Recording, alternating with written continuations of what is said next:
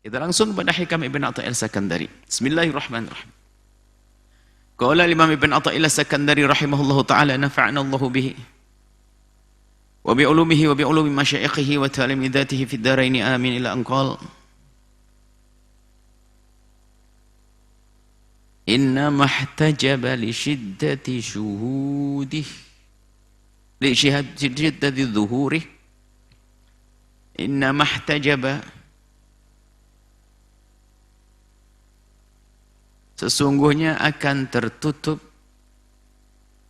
akan ada hijab Allah itu antara kita dengan Allah itu hijab, sehingga kita tidak bisa melihatnya itu karena duhuri syiddati duhuri, karena sangat jelasnya.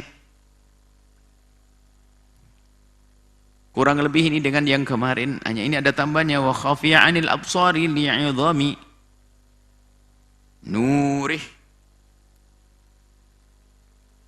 Khafiyah tidak jelas atau samar bagi pandangan karena begitu agungnya cahayanya. Pada pertemuan yang lalu dijelaskan bahwasanya yang menjadikan hijab antara kita dengan Allah itu justru karena begitu dekatnya Allah dengan kita. Lanjutannya ini kurang lebih ada kemiripan tapi ada perbedaannya. Akan tertutup Allah dari kita karena begitu jelasnya, begitu tampak, begitu zuhur karena jelasnya Allah, dan akan tersamar bagi pandangan kita karena begitu agungnya cahaya Allah. Pensyarah hikam ini biasanya semuanya hampir memisalkan seperti halnya kalau kita melihat matahari terlalu terang jadi susah, karena terlalu terang nggak bisa melihatnya. Menjadi mata kita nggak bisa melihat, atau sesuatu yang teramat dekat kita tidak bisa melihatnya, biasa rata-rata pensyarah. Akan tetapi ada makna yang kita tangkap dari sisi lain, karena kedekatan Allah bukan kedekatan fisik, maka tidak perlu untuk kita membuatkan percontohan sesuatu yang sifatnya fisik, tapi kita bisa mencontohkan yang sifatnya maknawi. Kebaikan seorang ayah kepada anaknya. Dan ini kisahnya berlaku kepada orang mahjubin. Orang mahjub, orang yang terhijab antara dia dengan Allah. Kalau orang yang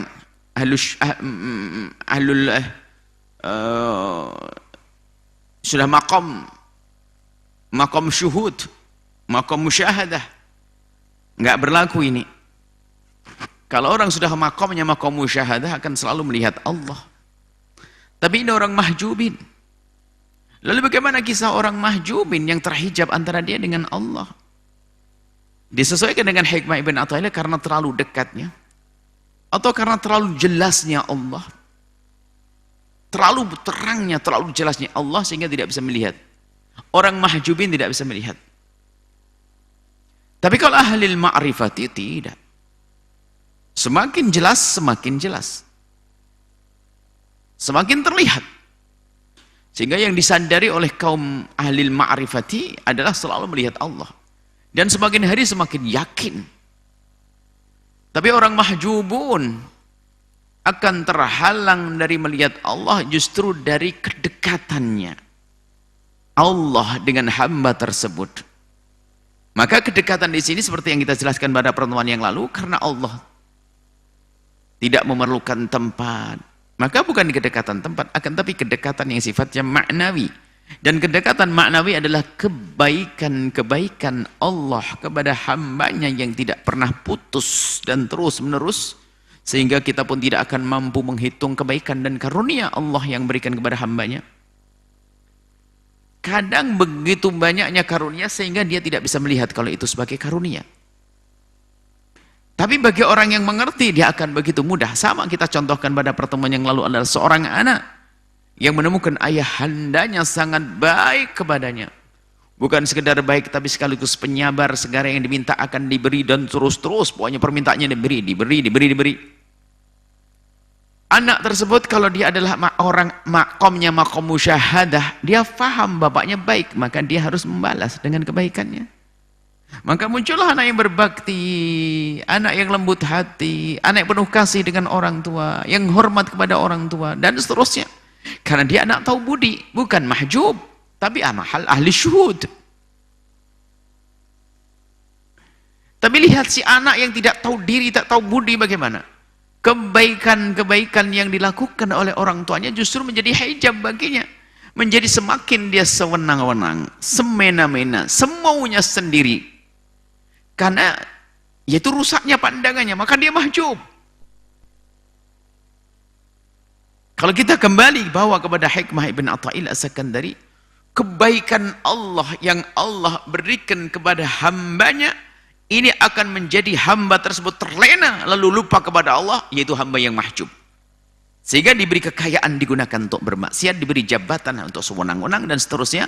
Karena apa? Karunia baginya tidak dipandang sebagai karunia, maka saat itu menjadi hijab antara dia dengan Allah. Maka karena begitu banyaknya karunia, artinya begitu dekatnya Allah, begitu jelasnya dengan karunia Allah, maka orang tersebut justru semakin jauh dengan karunia tersebut.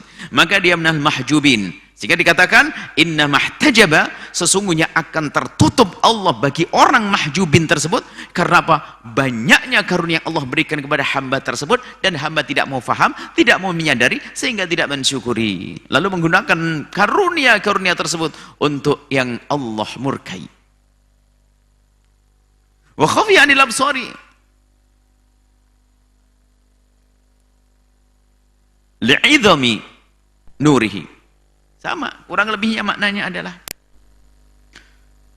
cahaya Allah yang sangat agung. Artinya cahaya agung, agungnya cahaya yang Allah berikan kepada hamba tersebut dari segala sesuatu yang sifatnya menjadikan dia bisa melihat dengan pikirannya, dengan matanya,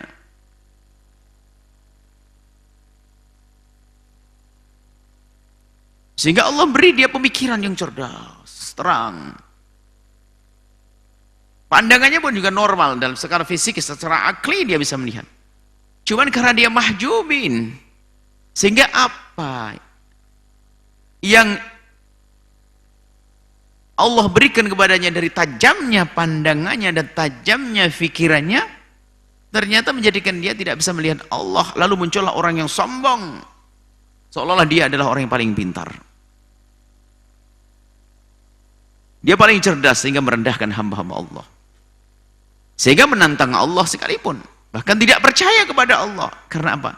Justru karena dia cerdasnya itu, dia semakin hebat, semakin cerdas, semakin jauh dari Allah. Maka dia adalah mahjub, sehingga Allah tidak lihat bagi hamba tersebut. Karena apa? Justru karena apa yang Allah berikan kepada hamba tersebut dari karunia, gemerlapnya itu menjadikan silau, lalu dia tidak bisa melihat Allah Subhanahu wa taala, sehingga dia melakukan dengan apa yang Allah karuniakan untuk segala bentuk kehinaan dan kebusukan. Baik, kurang lebihnya seperti itu. Ini hikmah ini ada kemirikan di hikmah sebelumnya. Akan tapi di situ ada tambahan malah tentang cahaya, agungnya cahaya dari Allah Subhanahu wa taala. Jangan sampai menjadi hijab bagi kita. Cahaya maknanya sesuatu yang menjadikan kita mengerti, tahu. Cahaya ilmu, cahaya ketenangan hati, cahaya fikiran, itu adalah cahaya.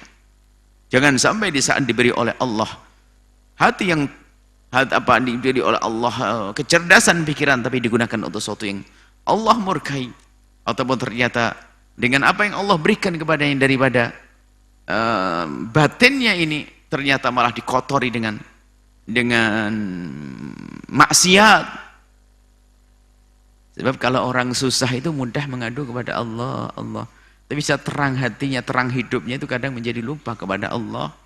Maksiat pun terus jalan, tidak ada hentinya, tapi di saat dia sandung sakit baru mengatakan Allah, Allah, Allah. Berarti bagi orang tersebut adalah cahaya karunia yang Allah berikan akan jadi hijab baginya. Jadi yang buat hijab adalah itu, dianya sendiri. Kalau Allah tidak, Allah sangat Allah zahir, Allah maha jelas. Allah maha jelas, zahir, maha jelas.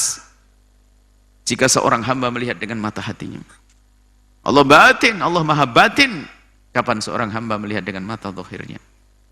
Seperti itu yang pernah kita sampaikan pada pertemuan yang lalu.